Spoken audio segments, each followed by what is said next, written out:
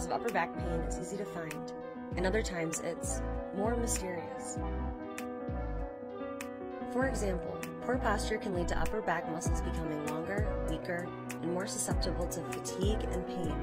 In general, when the upper back is put through more stress than it can handle, muscle and ligament strains can occur, and joints may become damaged. High energy impacts can also cause damage to the spine and the surrounding muscles and connective tissues. If upper back pain develops as a result of a high impact collision or fall, seek medical attention immediately. Some other causes of upper back pain include compression fractures, herniated discs, and osteoarthritis. Weakening of the vertebral bones, such as from osteoporosis, can lead to tiny fractures in the thoracic spine.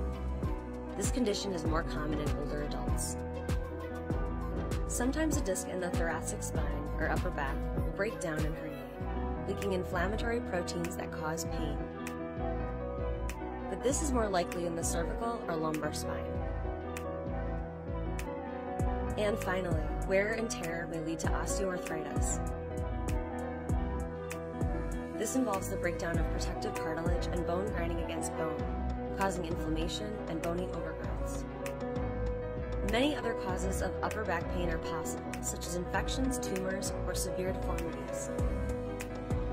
See your doctor if upper back pain is accompanied by other troubling symptoms such as pins and needles, tingling in the chest or abdomen, reduced coordination, fever or chills, and/or a severe headache.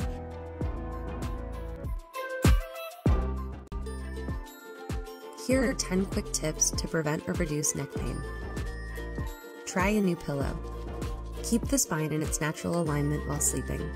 Some may prefer smaller or flat pillows while sleeping on the back, or a larger pillow when sleeping on the side to keep the head between the shoulders. Sleep on your back. This is commonly considered the best way to keep the spine in its most natural alignment. Sleeping on the stomach puts the most stress on the cervical spine. If falling asleep while on your back is difficult, try a reclined position, adjustable bed, or side sleeping to keep the spine aligned. Set computer monitor at eye level. When looking straight ahead, your gaze should be directly at the top third of the computer screen. If you're tilting your head too far up or down to see the top third of the screen, adjust the monitor height. People who use laptops typically hunch or look down at the screen. Try connecting the laptop to a separate monitor or give it a boost. Avoid neck strain from texting. Looking down at your mobile phone to text or perform other tasks puts extra stress on your neck over time. Try to limit mobile phone use by taking frequent breaks, and when you have to use it, hold it closer to eye level to reduce the stress on your neck. Use a headset. The neck can become painful if you're regularly bending the head to one side. Using a hands-free headset can help you maintain better neck posture. Exercise and stretch. Keep your neck strong and flexible by doing short sets of strengthening and stretching exercises throughout the day. One of the better neck exercises is the chin tuck, which helps strengthen and stretch muscles in the neck and upper back for better posture. Stay hydrated.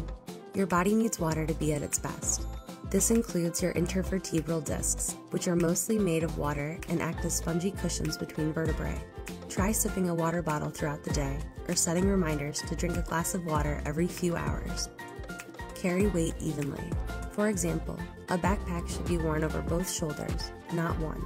For items that are not easily carried evenly, such as a briefcase or large purse, try to travel lightly and only carry essential items. Maintain good posture. The further the head drifts forward in poor posture, the heavier the head becomes for the neck to hold up. Maintain good posture by keeping the ears directly above the shoulders. If you catch yourself using poor posture, correct it right away.